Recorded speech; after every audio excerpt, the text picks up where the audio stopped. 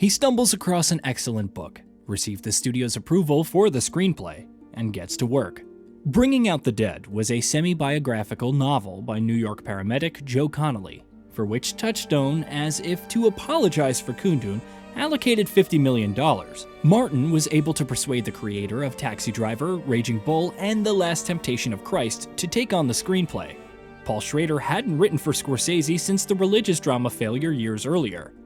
What better reason to get back together than for a story of New York by night, which Schrader was capable of describing like no one else. It was the neighborhood I grew up in, and where I'd worked most as a paramedic, and it held more ghosts per square foot than any other. A month later, the script was written. It read something like an eerie cross between the thriller After Hours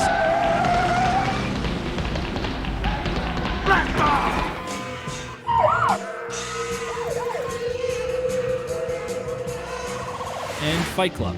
All the animals come out at night. The street's not like the ER. There's no walls, no controls. To make up for that, they try to teach me how to act without thinking. While reading the book, Martin had already determined who would play the roles in the film. For the protagonist, the crazy eyes of Francis Ford Coppola's nephew were the first thing to come to the director's mind. Nicolas Cage had been introduced to Scorsese a couple years before by his uncle. The director called up Brian De Palma, who had just worked with Cage on the film Snake Eyes. Brian highly recommended him. It's a surprise.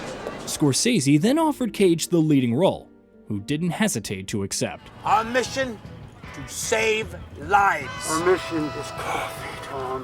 Scorsese and Cage prepared for filming by spending every night in an ambulance for 3 weeks straight. All bodies leave their mark. You cannot be near the newly dead without feeling it. This was a sad experience for the director, or rather, a sad reminder. He had frequently found himself in the back of ambulances over the previous 10 years, supporting his parents during their difficult health problems. Help your family, they need you more.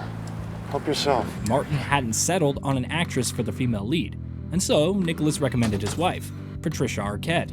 I'm sorry, it's just...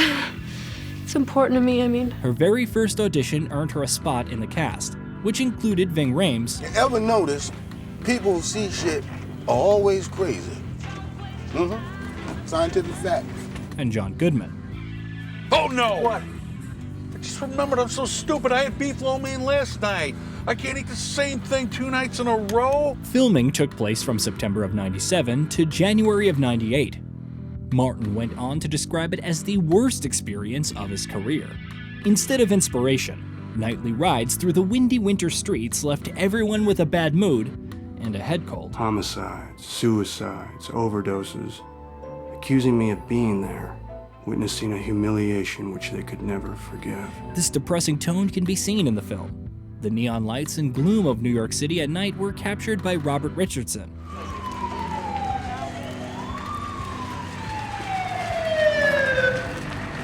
And accompanied by the music of Elmer Bernstein, who had previously worked on The Age of Innocence. Rule it all! Oh, I love this city! Frank's attempt to save Rose is the essence of the film. The actors performed all of their movements in reverse, so that the snow would ascend into the sky when edited. Stomach again. No way! No pulse. Let me try. The director's life somewhat resembled what he was filming, but producer Helen Morris was there to dispel the darkness. For the first time in 10 years, love had reemerged in Scorsese's life. While the movie was still in post-production, he proposed to Helen. The wedding was held in the summer of 1999, and in October of that same year, they had a daughter, Francesca. An event that couldn't even be overshadowed by the complete failure of Bringing Out the Dead. The film grossed about $17 million, making the list of the most unsuccessful films of that year. The film had gone unremembered by critics and underappreciated by colleagues. 0 nominations and no festival premieres.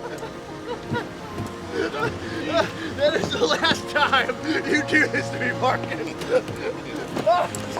The millennium was near.